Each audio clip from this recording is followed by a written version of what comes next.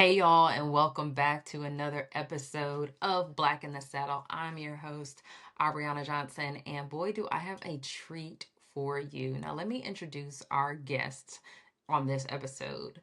Dr. Letita Mason has spent over 2 decades moving between two worlds that rarely overlap: elite academic administration and equine programs for the youth. She held admissions leadership roles at North Carolina School of Science and Mathematics, earning her honors, including Coca-Cola Educator of Distinction and a Martin Luther King Keeper of the Dream Award. Now, what started in High Point, North Carolina in 1982, her and her mom spent 25 years leading the Eagle Mounted Scholars Inner City Youth Initiative, an HUD recognized and funded program partnering kids from under resourced environments with horses to build life and leadership skills. She holds a PhD in leadership studies from North Carolina A&T, okay, go Aggies. And her doctoral research examined leadership self-efficacy and led her to developing the Mason Leadership Self-Efficacy Model as a tool to measure resilience and grit. She is coming to the Kinship Conference to share how we can use tools such as this to build incredible programs for the youth. I cannot wait till you hear her journey and learn from her in this episode. Let's get into it. I am so excited to have Dr. Letita Mason here. Ah, we've been chatting just a little bit prior to hitting the record button, and I am so excited to not necessarily nerd out, but basically because I love we Nerd Out. we see eye to eye on a Me lot, too. and I just love how there is just this balance of academia and Yes. horses. So, Yes. welcome to Black in the Saddle. Thank you so much. It is an honor and a privilege to be here with you, Aubriana. I have been following you for years. So it's a pleasure to sit here with you and to be a part of your first, well, one of your, we're going to say, highly successful and biggest conferences, the Kinship Conference. So I'm looking forward to our time. Yes, yes, yes. We are speaking all of that into existence Amen. because it has been a journey, but it has been so powerful to Yeah. put this together. And I wanted to get you on to really hear more about your story. I know a lot of the background of your story, but I wanted to share that with the Black in the Saddle family so that they can know who they're going to be learning from at the Kinship Conference. Um, we met in person for real For real, for when real. you invited me to a gala in was that in Cary? Yes, the Corral Um Riding Academy. Yes. yeah, for a Corral Riding Academy, and that was such a beautiful Oh, experience. But that was yeah. the first time we had met in person, and I learned so much about you. Oh, So before we start talking about what you're doing now, I would love to go way back okay. and just figure out, how did you get here? How did the horses even enter the picture for you? Wow. Yeah, that goes way, way back. I have to say that I attribute a lot of my interest in horses just to I always thought they were magical creatures. They always put me in a space of awe. My uncle, who lived in Davie County, Mocksville, North Carolina, had Mhm. two, I thought they were horses back then, but they were ponies, Mitzi and Tootsie. And they were both My paint ponies. But Mhm. I just remember looking in their eyes and just feeling like they were so magical. I also kind of intuitively understood that there were things I had to do in order to make sure that they would stay with me, stay around me, which Mhm. led me to kind of intuit that it had a lot to do with my energy. Even if I was excited, they didn't understand excitement from fear. They just knew it was intense energy. So having to calm and quell that, I began to use that skill in other spaces. So as I moved along from there, the other thing that brought my interest in horses was I was having a conversation with my grandfather. He was a well-known minister in High Point. We had the largest church in that area, Reverend D.D. Mason, Dennis DeQuincy. And every Sunday morning we'd have breakfast at his house. The Mm-hmm. whole family around the table. We had to read a Bible verse, and of course we said a prayer.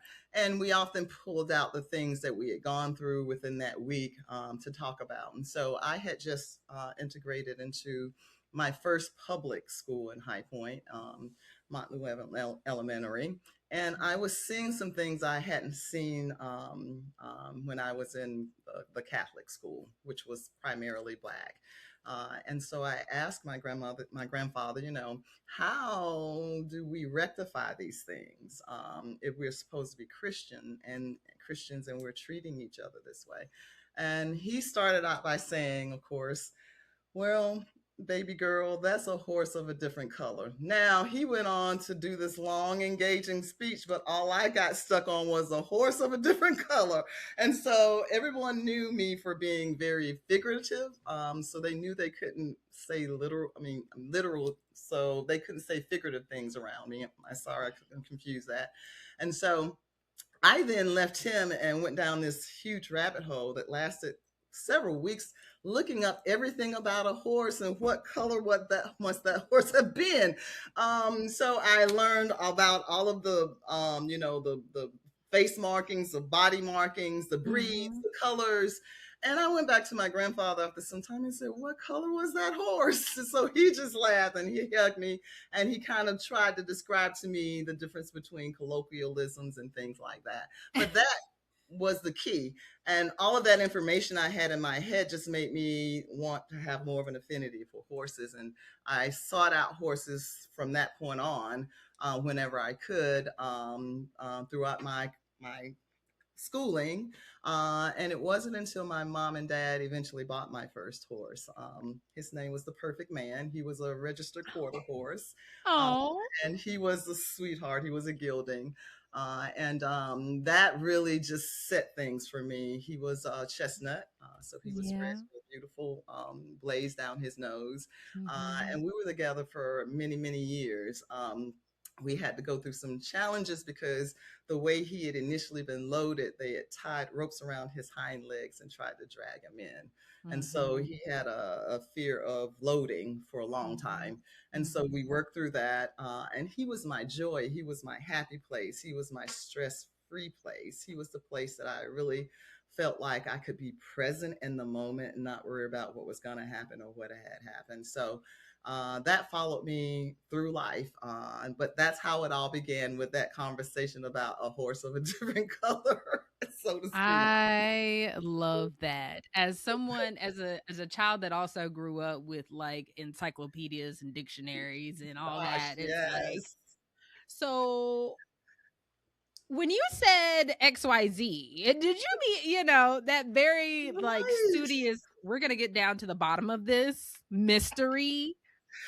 I was Yes. also that child. Yes. So I love that. I love that this Just that very hunger and thirst for knowledge and that curiosity. yes. I wanted to know everything I could about them. And it certainly proved Yeah. to bear out to be purposeful long term. So I count that as a blessing. Yeah. So tell me about the perfect man. Did you all Oh my compete or like what was that relationship like? He was my regular say hobby horse. We didn't Mhm. compete, but Okay. it was as a result of having him that I decided that I there was something to my intuiting that there were some things that happen around horses that could be beneficial to other young people, not only in helping them to self-regulate, but to become leaders. And so um, in about 82 or so, my mom and my father had worked for housing authority, urban housing and urban development. And then he was a city planner. And so he had sent some information about a grant from HUD for programs for youth, inner city youth. And so I Mhm. thought, hey, this would be a great opportunity to write a grant to help to get young people in my hometown introduced into horseback riding and horsemanship and all of the gifts that come with that. The work ethic, the sense of community, of being a part of a herd, the sense of leadership and empathy and taking care of, and learning how to communicate in a different way that was really nonverbal. Mhm. I didn't know how much the nonverbal part would eventually become so practical and sought after, but that was how I leaned in.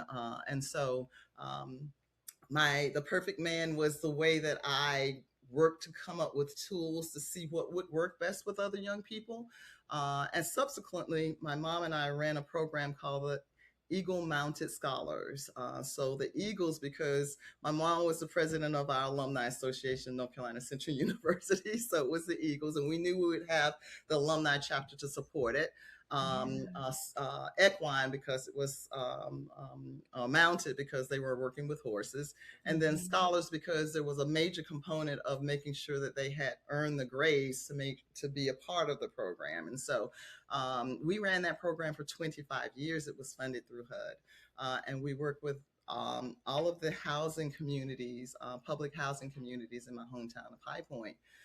And we were blessed to have many of the Black saddle clubs in High Point, Greensboro, to allow us to use their spaces for the young people to learn their horsemanship, to learn being a part of a herd by, mucking the stalls and scooping Mhm. poop, and then grooming and that kind of thing. Once Mhm. they earn the privilege to ride, and I think I'm extending beyond my first horse here, I they then had an opportunity to compete. And so at our historic Black Park in High Point, Washington Terrace Park, Mhm. we hosted a horse show every year. And the Oh. beauty of it was, everything is set up, and the buses from Parks and Recreation would go to each of the housing communities to pick up the parents, the siblings, the grandmas, the aunts and uncles, anyone who wanted to come out and view. And then you had these young people who had been coming in and out of this program. Maybe they had been teased about what they were doing because nobody really understood their connection to the horses. And all Mhm. of a sudden, you see them in their cowboy, cowgirl gear with their hats on, and they are sitting astride these magnificent creatures, and in control of them, and they're winning ribbons, and Mhm. they're showing this sense of confidence that never leaves them. And so at that point, I knew that horse, the perfect man, that name was perfect because he was the perfect equine to teach me what I needed to learn to create the Yes. programs to get this idea.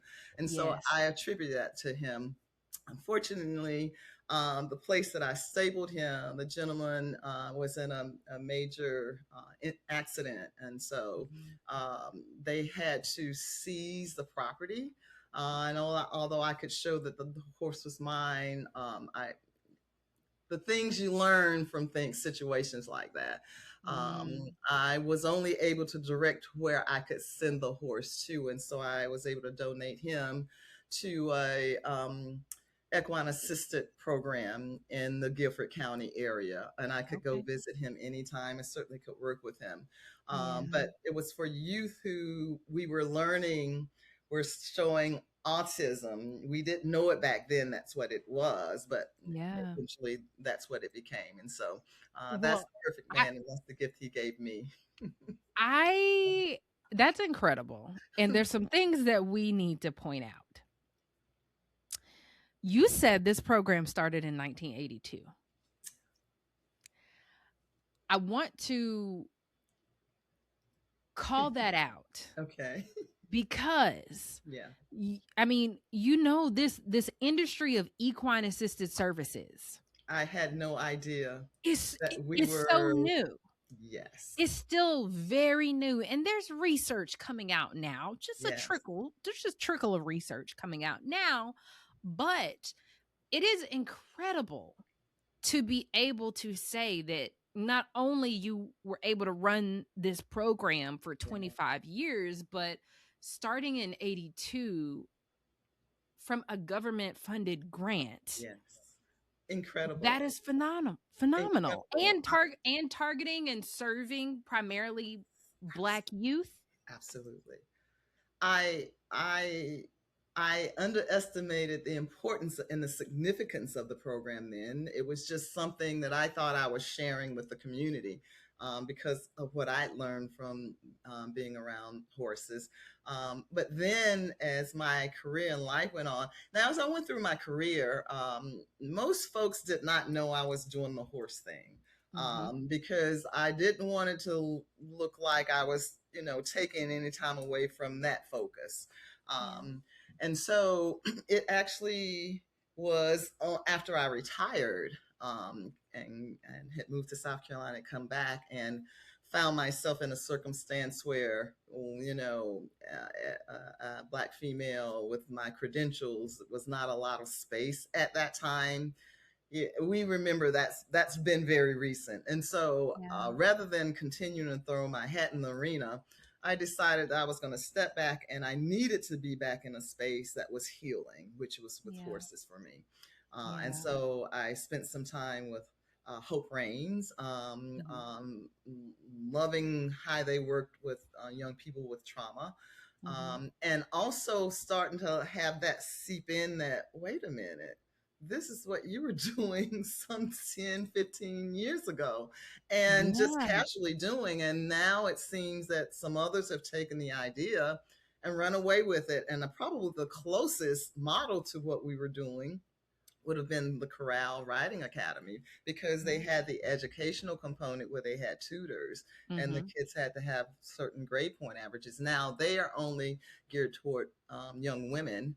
Mm-hmm. And we were inclusive of both male and female, but it helped me to recognize how limited and my perspective of what I could do with my horse love um, was at that time, because I didn't see anybody else doing it at that level. Mm-hmm. But once I get in that space, I'm like, oh my gosh, this is Yeah.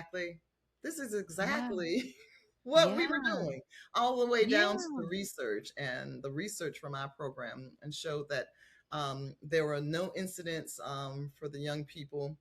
We usually had them through middle to high school. No incidents of in school suspension, no out of school suspension, no teen pregnancies, no dropouts. Everyone went on to either a 4-year, 2-year college, or they did a trade.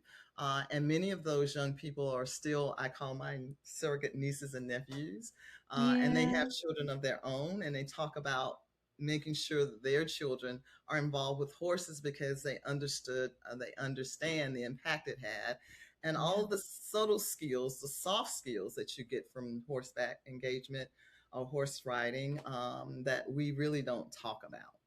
Yes, that is incredible. That is Thank you. truly incredible. So, you talked about how you didn't really tell people I that didn't. you were doing this. Can you kind of share why that just felt like a little bit of a disconnect? And I will say I'm asking because that is something that I often say in my spiels. I'm Yeah, like, there are Black cowboys or Black equestrians, Black horse folk, however you identify. yeah, They are your accountants, your teachers, your secretaries. yeah, They have this life and it yes. is so precious, but oftentimes it is not shared. Yes. Kept very quiet. Well, I think, growing up initially, there were not folks I could really bring along for that ride, because if there's a fear initially, then they're going to hold me back, right? So I just kind of went Yeah. along, because this was something I enjoyed. As time went on, I started to kind of mention it, but most people just thought, oh, she just goes to take a ride, that kind of thing. I never really had pictures like of my horse in my office or anything Okay. like that. Okay. I think they might have been able to tell because I wore boots a lot. I love boots, but not so much. So I think it was really because I wanted to keep something in a different silo than the, how can I say, the forward projection, the I'd say ministry that I had in the work I did in education. I wanted to keep that very separate. Um, little did I know that those two lives were really riding parallel the whole time. Yep. It took Yep. coming off the career conveyor belt to really have that sink in. But initially, it was just like, okay, this is over here. This will be a good thing to help young people to develop their sense of self-worth, sense of what I call self-efficacy. And possibly get into the School of Science and Math. They have that confidence, that's that grit. Horses can do that, but I didn't take it further than that. But that's interesting. And I guess maybe I did see folks doing, I had Black folks who had horses and farms, but it was just kind of a comfort thing. We had Black riding clubs, but I had not seen any of us really do programming at that level. Right. And Right. and I guess it's kind of like when you come from a culture and they want you to do like engineering and the STEMs as opposed to art. I felt like, how can I hang my hat on that? So I need to be very focused on what I want to do and serious about it. But that, I believe it was only my mindset more than anything. It wasn't anything that my parents told me that I could not do. I just assumed it was not going to be a life income making way to live. Yeah. That is Which is my one of the many soapboxes that I will get on as a student that went through the STEM track and didn't have a lick of time for any sort of creative class. yes, yes, But is whose life and career has been built off of the creativity that I have. So absolutely. that is a whole nother episode. Let's talk about where these things started to connect for you. I want to learn more about this research that you were doing and the models that you were able to create, the self-efficacy, and how you eventually started to bridge those gaps. Okay, so as I look back, I almost, well, I won't say I believe that uh, there were cues before I came into this life that I would run into that would be pivotal. And so, in walking through my life, there were points where I knew that my decision about something was going to be very critical to the trajectory of my life. And I could feel that if I didn't come to the right point, it wouldn't necessarily not allow me to do it anyway, but it would push me back in my time frame. And one of those things was, um, how I how do I, with my work in education, I was director of admissions with the North Carolina School of Science and Mathematics, which is the first public residential high school in the nation and across the world. Most residential schools are boarding schools and they're quite expensive. And so this idea that Governor Hunt had back in 1979 to create this school, it was only voted into place by one vote in the legislature, which meant STEM was not popular back then. Governor Hunt understood that in order to reposition our state in North Carolina from being so strongly agrarian to being high tech and STEM associated, was to have students who were prepared to go into STEM fields. And so you had to start in high school. And so the School of Science and Math was created. The thing about science, go ahead. Oh, this is the same Governor Hunt that the Hunt Horse Complex is named after? Yes, it is. And I one of my love that. heroes, I have to say, I studied him a lot for my dissertation work in leadership. Mm, Um, um, he I wanted to make sure that I was able to bring into my work as director of admissions a way to determine who would be a good fit for the School of Science and Math. Now, a lot of smart young people out there, but again, different points of, I'd say, fit to say that they would be able to leave home and stay comfortably away from mom and dad in some of the most tenuous years of your life. Some of our students, if they were in 11th grade, were as young as, I think our youngest student was 11 or 12 because they skipped grades. And so the wow. maturity to kind of manage yourself, to study, to go through stress and anxiety and failures without mom and dad right there, without your tribe, your community right there, was a challenge. So one of the things I had to do was become a surrogate auntie, mama, papa, whatever I could. Mhm. And my office door was always open to support those young people. Because after all, I was the one that went into those communities to convince those families or those educators to allow their students to come. So I felt that obligation. I lived that, Mm, and mm, it wasn't a burden. I learned as much from those young people as they felt I taught them or poured into them. Um, so long story short, I did a dissertation for my PhD on leadership efficacy. And that is the idea that people won't try something hard unless they've had a chance in their prior history to try something hard and be successful at it. And so what gives them the sense of I can try, and whether or not I succeed, I can still give it a try, and then after the try, decide I'm going to push through to be successful at it. That's what I was studying. And so the Mason Leadership Efficacy Model was kind of carved out from my own research, but also I kind of backed that from a research model, the Mind Garden research model, that had not been used since I think the mid 90s. So by mm, partnering with them, I was bringing their research present to the to about 2014, 2015, mhm, and also developing a model that I could copyright. And mhm, so within that model, of course, that was for the School of Science and Math. I was able to determine just from conversations with students, looking at their records, which students might be the better fit. Which student did not have, as we talked about, there may have been something like I had one student who was the quarterback up in Weldon, which is Northampton County, mhm. and he was the quarterback for the championship football team. So when I went to talk to the kids, he didn't show up.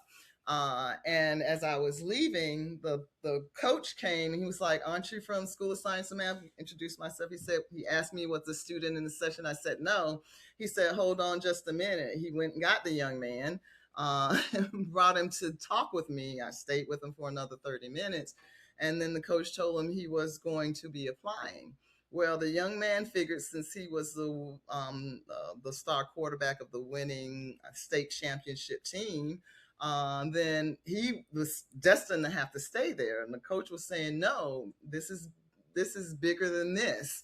You have to Mhm, go." He applied, and his brother had gone years before, mhm, and got in and did exceptionally well there. But it took a combination of talking with the student and then the environment and the community that they came out of. So that's just one story, but that's how I created the model. And it took mhm, some time for me to dovetail that after I come back to North Carolina and decided I was going to kind of retire and kind of mhm, move back to horses.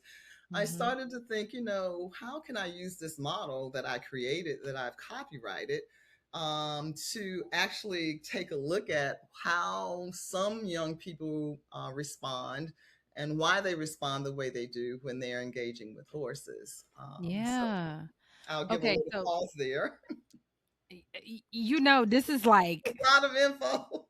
but this is my candy. This is my candy I love because it. I came into I always grew up in positions of leadership. Yes. I was always that, the well-spoken child that knew how to have conversations with adults, speaking in front of the school board. Um, I completed research at UNC while I was in high school and traveled and did science competitions all over the state. Wow. And so I was always, you know, in leadership somehow. Mm-hmm. But it wasn't until 2022 that I made those same connections of, Yes. and that was through a client because I started designing websites and ended up designing a Ooh, website for a equine facilitated leadership development company, wow. and then started Amazing. facilitating with them. And so Amazing. when you have seen me travel the world to Brazil and London, it was to deliver leadership programs with horses. Oh, And wow. so Aubrey. I say this because we both landed in very similar places, Yes, indeed. decades apart, Circuitous not even that path. many not even that many miles apart. I mean, you're Right. just in High Yes. Point. I grew up in Chapel Hill. Yes. So, but Amazing. that is not something that anybody told me was a job, was Right. possible. Right.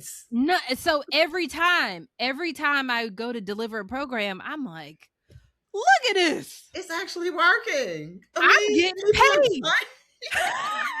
yes. I'm with you on that. Yes. And so I wanted to pause right there just to make sure, our listeners are understanding that nobody planned No. to be here. We didn't plan to be here, but we Yes. got here through passion and purpose and Yes. where they collided. Yes. And it's so fascinating. And so, as we talk about what is possible in the horse industry, if we had this Yes. conversation in 82, it wouldn't seem as possible as it is No. now because we can see We can we have see developed it. our own self-efficacy because we have Absolutely. seen other people do it. And that is the whole point Yes. of the Kinship Conference. Yes. So Thank you. Thank let's talk about you called it a pivot, but it's a return. you. How did you get there? And what from you said post retirement, what did you take with you to Mm. get to this new point? Oh, that's a great question. Okay, so the journey to this space started with my getting my PhD Mhm. and wanting to leverage that to to grow in my career. And there was a ceiling at the School of Science and Math. We looked at things from going from director of admissions to dean to of enrollment services, but it just wasn't happening. And along came another school in South Carolina, and they knew that I had a really strong record of a bad word these days, DEI, diversity, equity, inclusion. That was a big part of my leadership role at Science and Math. And what I'm most proud of, Governor Hunt, when I met with him, is he said that I don't want this school to further privileged families. I want to be ensured that this school lifts all boats. And so we want to make sure everything we do to admit them is going to really see their skills and their abilities without a lot of the stuff that says or alludes to being a top student, but we really don't know. It doesn't really measure all things like SATs and things like that. And I took that to heart. So you're exactly right. Went to South Carolina because they were willing. I was able to be director of admissions and vice president of enrollment. So that was growth. My salary, even though it was a smaller school, I think I was over 30,000, 40,000 more than at Science and Math because although they were a smaller school, they had a larger endowment. They had Mhm. Honda, they had Boeing, They had major manufacturers pouring into that school.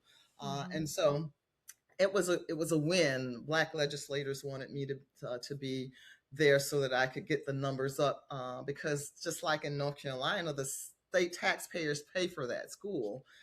And so I was able to do that in one admission cycle. I mean, when you kind of know and you've kind of proven what it takes, it's easy. So had a good team. You got to make inroads in those communities. You got to make sure these people trust that we're going to take care of your kids, even though they're in the Bible Belt. This is important because they're not day to day with me and going to church. So I need to make sure you're going to have them following what I have them do. Establish those trusts with schools that had been ignored for 30 years. The school, when I brought my first class in, the school turned 30.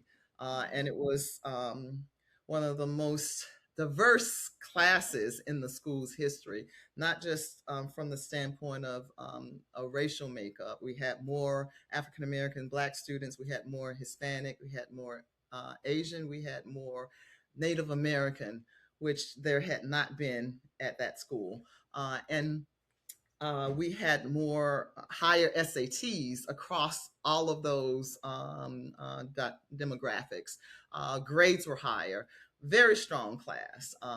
And I guess well, I won't say I guess, I realized that the rose colored glasses I had been wearing, not everybody had on. And so I quickly recognized that they had not really wanted me to be that successful. And so then we had to, okay, I'm just being a truth teller. I'm not, we had some issues with my deciding, as these young people that I had brought in whose families trusted me to take care of them, as they were leaving to go home because they were being hazed out, not because they didn't have the ability. I had to ask myself the question, do I stay and warm a seat and keep the money that's coming in and look good at the risk of all these young people whose feet have been cut out from under them? It did not sit right with my spirit. I could not. That's not the game I'm in. I'm in uplifting. I'm motivating. I'm encouraging, and empowering. So I had to make a difficult decision, and I did walk away.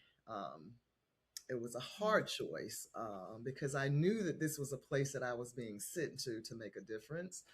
And I really loved the small town of Hartsville. It was a beautiful little space. And so, and making that turnaround, I had to do a review of my career. What am I doing next? You land back here and it's COVID. And so you can't get into jobs. I was fortunate because I had worked with the school. Again, this is the beauty of life and how sometimes we have to let it play out.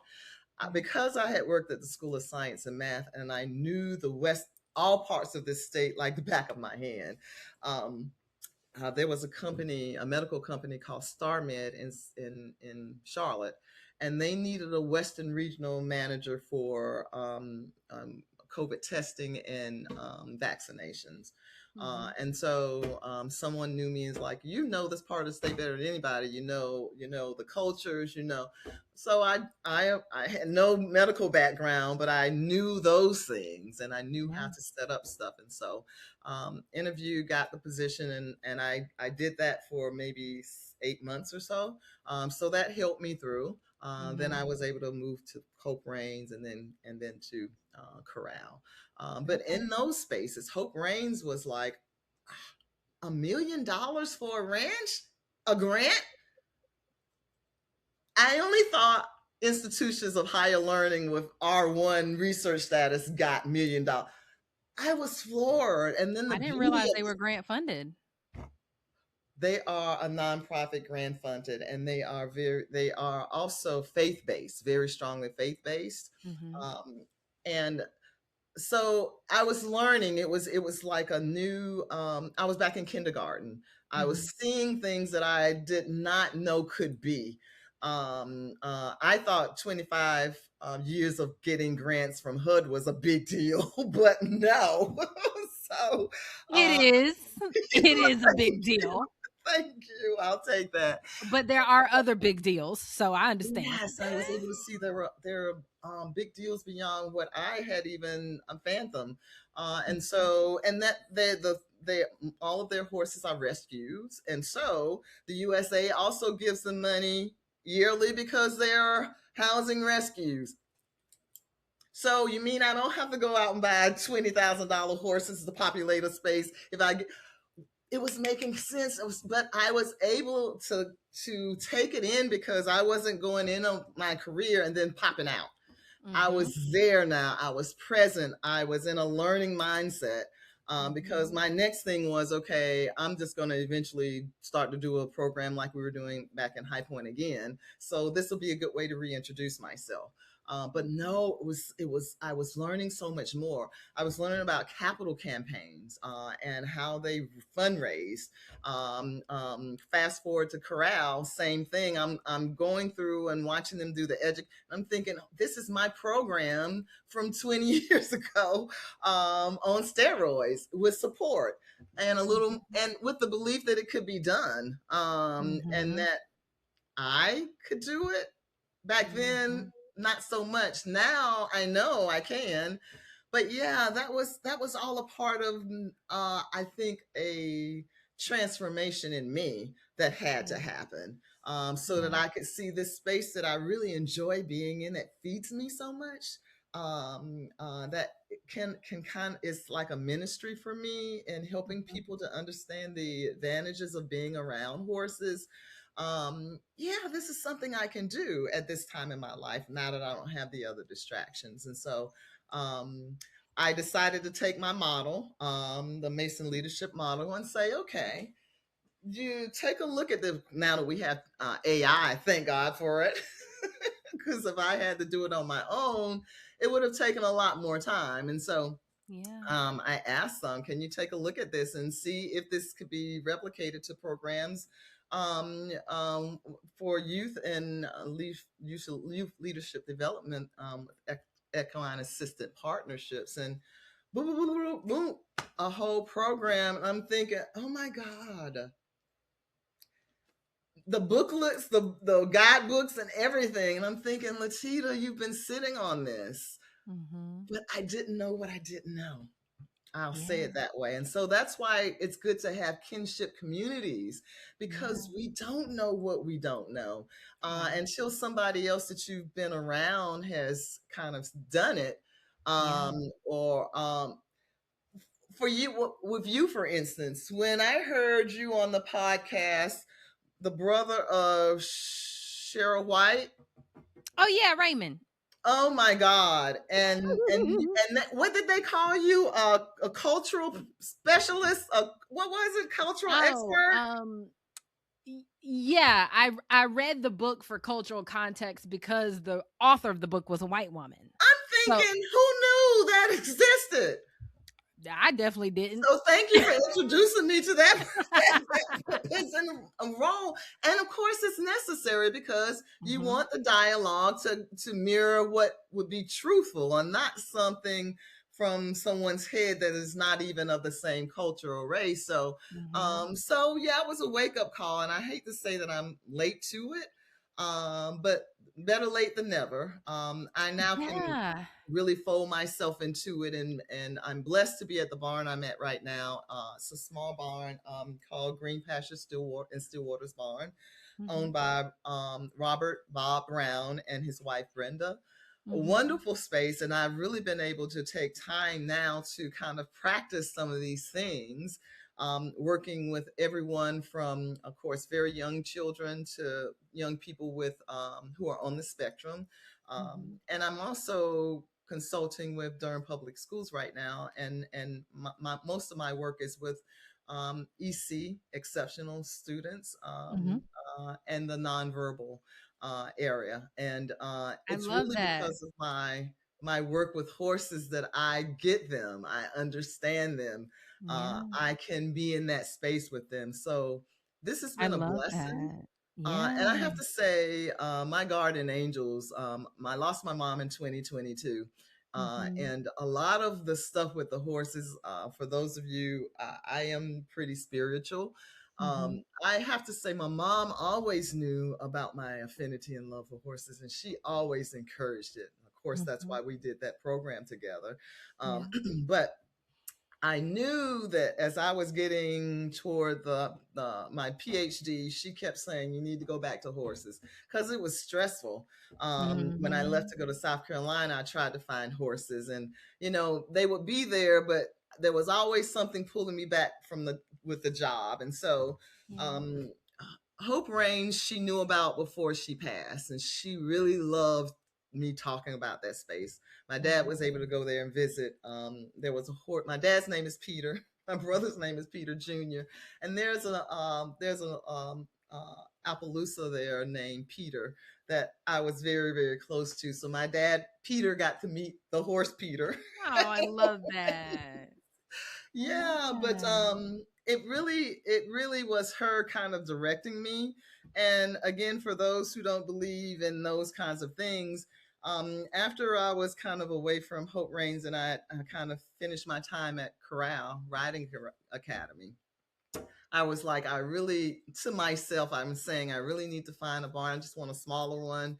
And I was going to the grocery store not too far from my house, and I had my mom's cell phone. This is after she passed, so I had her iPhone, and it just woke up out of the blue while we were driving. It goes Green Pastures and Stillwater's barn this way, and I'm like, okay, I didn't. Okay, do you go into the grocery store and then get back? I said, no, I'm going to follow this. So I followed it. It took me to I know, it took me to the barn. I was afraid to go back up in the driveway because it was long and gravelly. And I was like, okay, they may not be happy about somebody approaching. So I went to the front door, knocked, nobody came. I finally crept back up to the barn in the back, and the guy was back there. And I was like, hi. And so he was like, come in. I went up. Mr. Brown was there, Bob. We met, we talked. I told him about my background and what I was interested in doing. I started working with him, and I've been with him for 2.5 years. And we primarily do riding lessons. Can do 4 weeks for beginner, 4 for intermediate. And we also do what we call lesson rides, where folks come out and they pay for an hour, and we give them 15 minutes of instruction. And Mm-hmm. then they get to go on a ride around the property, on trails around the property and back. Of course, we're usually walking with them because this is their first time. We want to make sure they don't get out there and something comes up. Mm-hmm. But it's been wonderful experience. I love working at that barn. I love those horses. My favorite is Ruby. She's a red. They're all Tennessee walking horses. Uh, Mm-hmm. but it's been a respite. It's been an exhale in a lot of ways. Mm-hmm. And only when I did that could I find the space to carve out to say, let me go get this thing that you've worked and you've got a copyright on, and Mm-hmm. see if it could be instrumental in doing something in this space. And sure enough, so that's what my topic will be about, the self-efficacy, how we identify it, 3 pillars that we look for. The execution, the environment, and what's the third one? Oh, and internal regulation, Mm-hmm. that help us determine if the young person is going to be able to make it through at the highest level and actually Mm-hmm. show leadership in that capacity. And again, leadership. Having that was my PhD is in leadership studies, and my focus on specifically on youth leadership development because of my work with youth. But leadership, is not just somebody who's out front all the time. There's leadership from behind. There's leadership and walking around. There's collaborative leadership, situational leadership, servant leadership is my favorite, Mm-hmm. where you're there to serve. It's what you're doing to serve our community and help uplift it. But yeah, it really allowed me to embrace my studies, my work in it, brought it together, hand in Yeah. glove, unway. And I could not have done it myself. So I definitely believe that I've been guided in this direction. But thank you for Oh allowing me to yeah. tell my story, Of and course. relive it in a positive way. Of course, going Yeah. through it was not positive because you're used to operating at such a high level, and then society is saying, oh no, you get back a little bit. We don't Mhm. want you doing that anymore. So Yeah. how do you redirect that energy? And I Yeah. landed in the best space for me, and the space that I've always really wanted to be in, but I did not have a picture of how I could do it and make a living Yeah. doing so. So Yeah. Oh, this is we'll have other conversations because my absolutely. mind is swirling, but this is in my consulting work. Um a feeling that I call the ease of alignment. Yes. It's like when you're cutting wrapping paper and the Yes. scissors And it like goes right. yeah, Yes. In a straight it line. in a straight line. It goes right through. It, Yes. it's not a pursuit of perfection. It's not Right. um it's not something you can force to You happen. cannot. You can. In fact, Timing. yes. Timing is so key in it. And I think it Um also involves a certain amount of surrender. yes. Because Yes. until I got out of my head and trying to plot the next step, which I can't see because I'm not omnipotent. I can only see as far as I know. But Mhm. once you surrender it and say, I kind of express what the focus and the interest is, and Yeah. then watch for the things to come. Yes. Um, for me, it's a place where I wish I had resided more of my life. Yeah. This is the beauty that I'm able to do it now. But Yeah. yeah, it is the path of least resistance. And when it does align, it feels like fuel, and you just rock it. It's amazing. Yes. It's Yes. amazing. Yes. Oh my gosh. I am so I'm just so touched and just so thankful that Oh, you are coming to share the wisdom wow. and the knowledge that you have, because I've had conversations where it's like, oh, our folks don't care about learning about horses like that. We ain't even trying to. And I'm like, no, Yes, right. I cannot accept that as a truth. And Yes. it's because I met people like Dr. Letita Oh, who they think differently. You cannot tell me that we as a Black community don't crave more of the knowledge yes, we and the do. connection and the evidence that Yeah, something else is possible when I yeah, see it. right. And the reason I know it's so is because my life has told me that I Exactly. was stopped at what I thought I could see, Uh-huh. right? Not knowing Mhm. what was out there. We were doing it. There was a Mhm. need for it. There was, Mhm. yes. The Yeah. HUD was saying, yeah, there's a need for it. Yeah. Keep doing it. Yeah. So you're Yeah. exactly right. It's Yeah. it's so like it's like nesting dolls. Like Oh, you research leadership and self-efficacy, yeah. and it required all of that for you It sure to did. show up and get to this point to even be able to share it. That is just so beautiful. It is. And I feel like now I have brought back the gift of my work, my career work, to my passion work with Yeah. my horses. And now I can say, okay, don't get on me for being at the barn. There's a purpose. Right. Why I'm Right. there all the time is because I'm doing research. But Yes. yes, it's so much more meaningful. And I have to Oh my say that goodness. it's like coming through the fire. The probably the biggest challenge of my life was the loss of my mom. Yeah. Truthfully, Yeah. because we were so close, and my mom was she was 4'9". We called her the little general. Yeah, because you never said that she was short. No one ever said that to her, because she was bigger than life. Oh, but I knew that so many people went to college, so many people got in their careers, so many people got stuck. My mom was behind it, and as people came in from in our hometown of High Point, she was a part of the refugee center. So as folks came in from Vietnam or from Africa, were needing to be resettled and rehomed, my mom was a part of their life, that she was the auntie or grandma. And so that also meant that I didn't walk away feeling like these were others. I just knew that this, but by the grace of God, there go I. If my family got in a circumstance in our country and I had to leave, those kinds of things. So I'm so grateful for her. I'm so grateful that she's still with me and she's still a drive. I know she's a driving force because, like I said, that phone directed me to Green Pastures. That was simply amazing. And after that, and after I had the conversation with Brown and it was set, I got in the car and coming back, I said, I will never question, never ever again, because it is something truthful to this thing that is happening. And maybe we're moving into a time where, you know, the veil has been pulled back a little bit enough for us not to see those things as spooky, but just a part of life. We kind of are moving into a dimension where, you know, there's not a lot between us and them.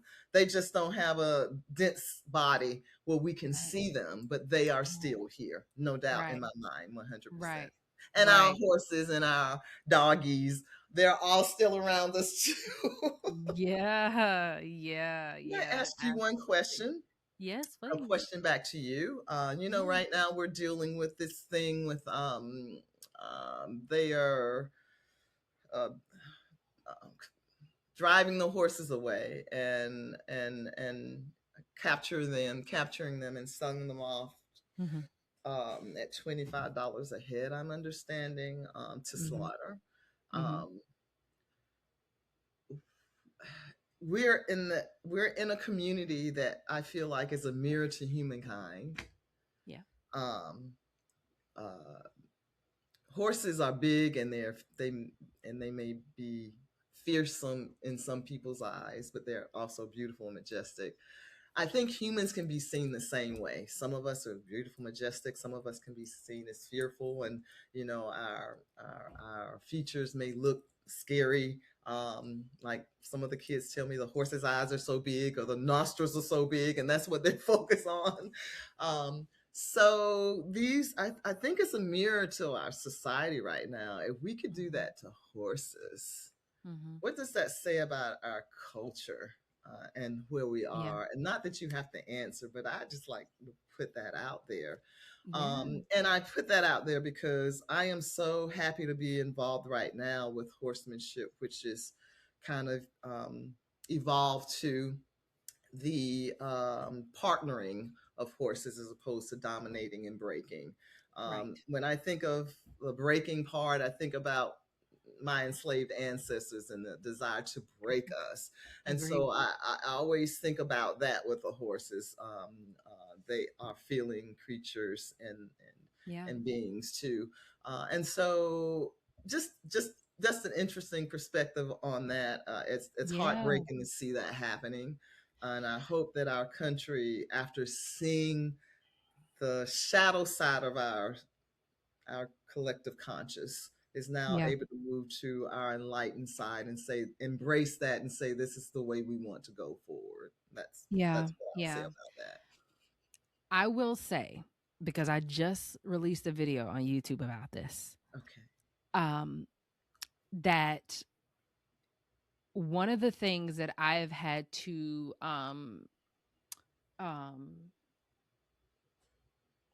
force myself to be in a practice of is questioning what the latest headline is.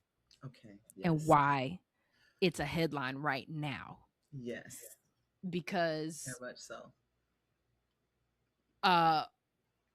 What they're saying about, you know, selling the horses, granted, there is this like prairie or rangeland to slaughterhouse pipeline, but the sale of horses for $25 from the Bureau of Land Management is not a new thing.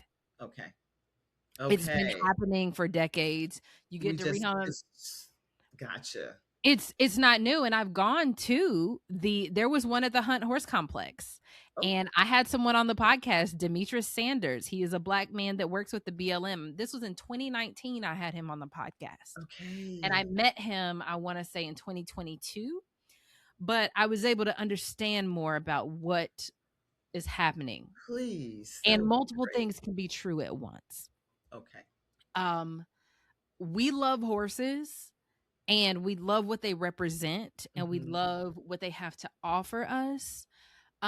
And they also have an impact on the rangelands, Yes. and they are multiplying faster than they are being removed. Okay. No, I don't agree with roundups. I don't agree, but Yeah. also I don't have any solutions for that, right? Understand. Um, but through the leadership work that I have done, Okay. I would go out to Central California, and the model of leadership that I facilitate was created at a wild horse refuge. Oh, So look we at would that. ride our UTVs out to find the herd and interact with them and see how they navigate uncertainty. That was the frame of reference that we were using to Okay. develop leaders. And we learned about the vaccines that they're using to try to control fertilization. We Okay. talked about how there's this inference or connection that we can make to people. It's so funny to me that the Mhm. focus of the fertilization research is vaccinating mares, when the mares can only have Interesting. one baby a year, when you could be vaccinating the stallions Right. who are breeding Right. 10, 12 mares Right. a year. The mare has one baby a year, but the stallion can be pregnant 12 or 20 in a year. Okay. It's Interesting. Oh, this I is a whole nother podcast. this is a We whole got this is interesting. It truly is. And when I tell you, I just published that video this morning because of this sensationalizing. Yes. Thank Oh you. my gosh. We're all of a sudden, the American Association of Equine Practitioners and the American Veterinary Medical Association put out a policy, a joint policy in 2019, calling for the exact things that Project 2025 has. It is referenced in Project 2025. Yes. And Yes. you know me, I'm like, I am not here for the selective outrage. When Yes. now all of a sudden y'all are reading page 527 and Right. 528. When you didn't read it, At to all before. there were 12 mentions of horses in 900 pages. There were 199 mentions of abortion. Oh gosh. We not gonna pretend like we real upset right now. Right. Like see no evil, evil speak no evil. Yes. I'm like, okay, that y'all can, yeah, but so it's not new. Okay. Yes, it needs to be improved, but because the New York Times dropped an article on it about it, Then, that's what's causing this which makes it big that outrage. makes it political too. Yes. Yes. Gotcha. Yeah. Thank So you. I'm so glad you brought that up though, because that was literally today. Yes. Well, Yeah. thank you so much for just sharing your journey and where you're looking to in the future. As someone who delivers leadership development programming with horses, I just admire how far you have come. Thank Because you. I'm all about ownership of intellectual property. I'm all about Yes. a good methodology. Like Amen. this crosses over so much of my professional experience. Thank you. I cannot wait for the attendees of the Kinship Conference to learn from you. Thank you so much. Well, thank you for allowing me this opportunity. I want to grow up to be like you, Aubriana, one day. I'm telling you, so just so you know. But yes, it's such a pleasure to be here. Thank you for listening to my story. I hope it motivates and inspires someone. But thank you also for understanding the need for this. Mm-hmm. Just like we're recognizing now that we are needing to go back to our small farmers because of all the things, it is so Can't eat necessary now to anything. have this community. So thank you, Yeah. thank you, thank you for having your pink finger always on the pulse point. And I will be following you to infinity and beyond. I love it. Thank you for tuning in to another episode of Black in the Saddle. Subscribe to the podcast on your favorite podcasting player and over on YouTube. You can also join us on Patreon. We started that new this year, and that is where the behind the scenes lives, okay? Behind the scenes of episodes, of events that we're planning this year, and much, much more. So I cannot wait to see you over there.